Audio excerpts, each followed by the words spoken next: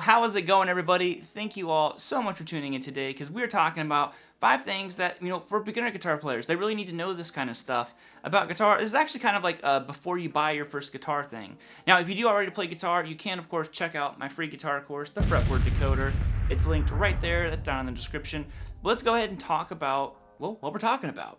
So, there's a lot of things about guitar that when we're starting out, you might not initially have this information available to you, and I think some of these things, I would appreciate knowing like ahead of time, but I thought I'd make a list of 5 things that I think are very crucial for guitar players, and basically, like I said, they're kind of like before you buy your first guitar, or you're just starting out. So let's go ahead and jump into these. Alright, so number 1 is figuring out what you want to play. So odds are, if you're playing guitar, most of the time, unless you were forced to play guitar, which would be terrible, you are playing because something inspired you to pick up the guitar. So you need to figure out what it was that inspired you to play guitar. Now, if you're starting out, you don't really know what makes a good guitar other than what people tell you. So look at your guitars at a store if you're buying one, and figure out which one speaks to you, the shape. Is it a Les Paul style guitar? Maybe you're a Strat guy. Now the Strat is initially what appealed to me. I love the look of a Strat. It was actually a Stevie Ray Vaughan Strat that was one of the first like big guitars. I was like, I want to save up and get that guitar. Maybe it's 80s metal. Maybe you want a Super Strat. That's always a great option. It's kind of the best of both worlds. And last, but certainly not least, a Telecaster. Now, a Tele is something that I initially greatly disliked. I did not like Telecasters at first, and now I love them. They are such a cool guitar. So you have a lot of different body styles, and there's so many other ones. There's Flying V's, although I wouldn't recommend that as the first starter guitar.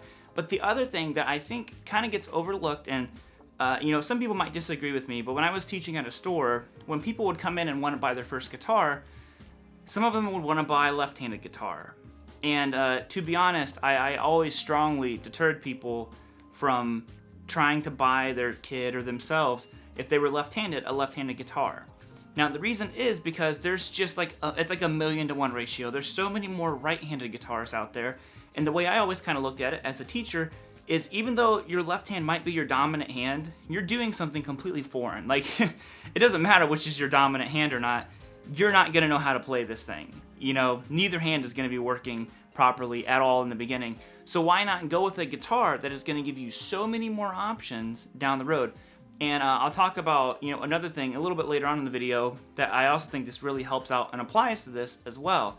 So it's just kind of figuring out what you want. If you're just dead set on getting a left-handed guitar, you want to be a lefty, go for it. I have buddies who are left-handed guitar. Shane from In the Blues, amazing guitar player, plays lefty, and there's nothing wrong with it. It's just, like I said, when you're starting out, neither hand knows what they're doing when it comes to playing guitar, and I always just tried to push people in the direction of playing a right-handed guitar because there's just more options out there. So number 2. So this one I think is kind of like an understood, like unspoken thing, that the guitar is not easy. Obviously if you play other musical instruments, having understanding of rhythm and stuff like that is very crucial and very helpful.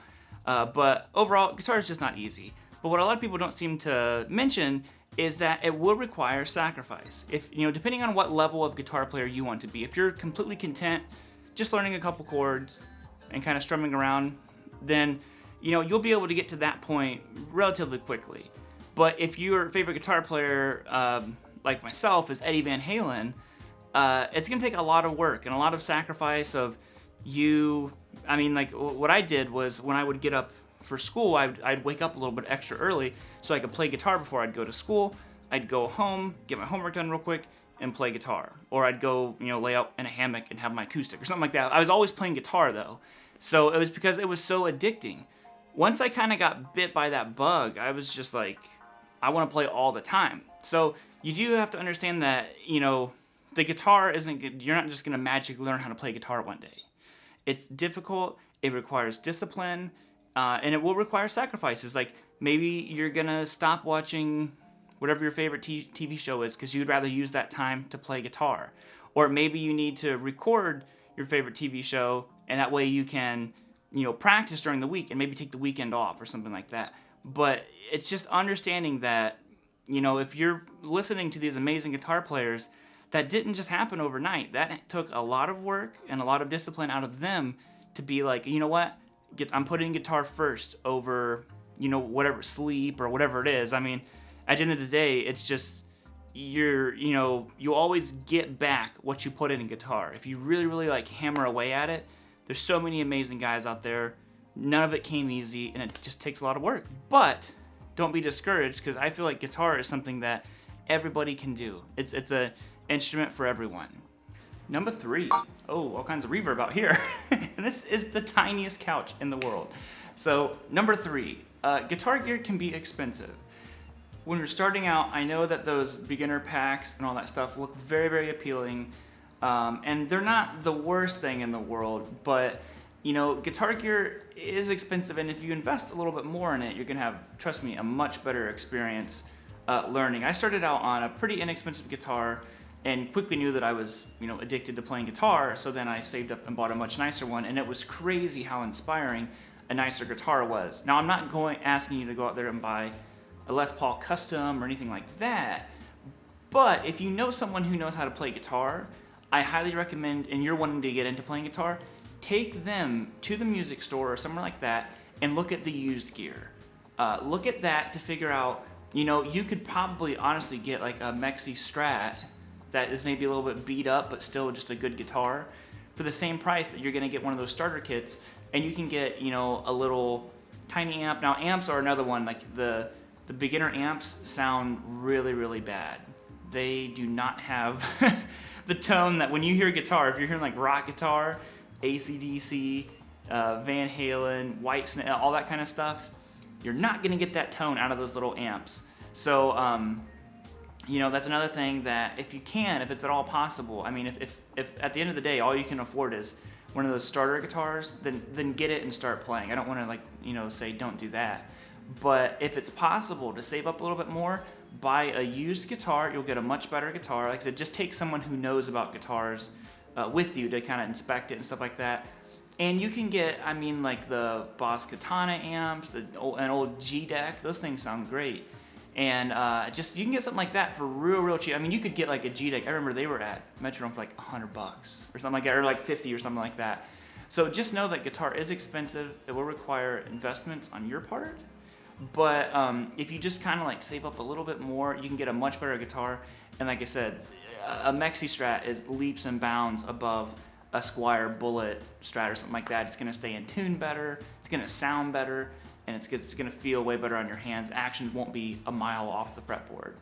But on that note, I should add this real quick. If you do get one of those starter guitars, and you know someone who knows how to play guitar, ask them to set it up for you. See if they'll set it up, because those guitars do not come set up well. I've seen plenty of them when I used to teach at a store. And just setting up one of those like Bullet Strats or something like that can really make a big difference as well. All right, I'm gonna be honest. All right, I'm gonna be honest. I'm wearing socks and sandals. Whew. All right, I'm gonna be honest. I'm wearing socks and sandals. Whew.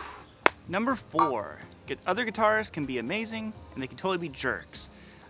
You know, a lot of people, the majority of musicians that I know are all extremely friendly and always willing to help each other out. But you are gonna come across the few of them that are just jerks. You know, that's just with anything. You know, that's just life. But you know, don't let those guys get you down. Those are the people who are gonna want to try to, you know, make themselves feel better about their playing. They're gonna try to like belittle what you're doing, or you know, throw out big terminology when there's no need for it and stuff like that. So don't be discouraged by those guys. There's thankfully less of them than there are the people who just want to be helpful and kind of join in and be like, oh, you know, and try to like lift up a beginner to, you know, just help them out on their way. Because you know, all guitar players have learned a lot who've been playing for a while. And I guess that's an important thing. You know, if you're getting a good vibe from someone, something like that, really listen to them. You know, listen to what they're saying, listen to tips. I was fortunate. I have a really good guitar player who I knew around here growing up when I was a kid. All these loud trucks, and he was on me right away about using my pinky. And I know people joke, I use my pinky a lot more than what people give me credit for, but that was one of the things I did, and he really hammered in that I needed to alternate pick. So I kind of like, I just listened. I was like, okay, you know, this guy's really good. I'm going to listen to him. So don't be afraid just to take people's advice. You know, like I said, there's going to be a few of those guys who are just, you know, jerks, but it's, you know, most guitar players are going to want to help you out. And it's also really important to know that some things just take time. You know, you might see a guitar player who has this amazing vibrato and stuff like that, and it's something that, you know, some of that stuff takes a lot of work and takes a lot of time. You know, you could practice vibrato for months, and really I think that's one of those techniques that you do establish more as you go on as a player. So just understand that it takes time, but luckily there's going to be a lot of guitar players along the way who are hopefully going to try to, you know, be beneficial to your learning and just want to help out. And the final one, that's right, still wearing socks and sandals. You need to kind of understand that learning guitar will be one of the greatest things you've ever done. If you stick with it, hang in there, develop this passion for it, it's unlike anything else you'll ever do in your life.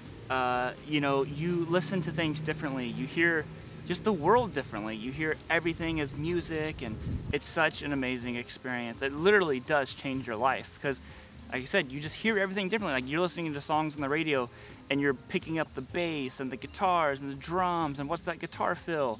It's so cool, you know. Just understand that, and you can share that. You can spread the, you know, joy of music. I think it's, you know, to me, the greatest art form on earth, which of course, you know, people from other areas of art will disagree. But, you know, if you're kind of starting that journey on guitar, just understand that it's amazing, and it's going to be a great one that you'll be able to have for the rest of your life. So keep that in mind. But that is going to be it, guys. I'm ending it here in this random location in the backyard. So I guess until next time, guys, I will be seeing you all later, and have a great rest of the day. And if you are starting to play guitar, do it 100%. Just put all worries and cares aside and just start it out. It's going to be tough, but you can do it. I guarantee it. And yo, let's just get going. Guitars in hands. Come on.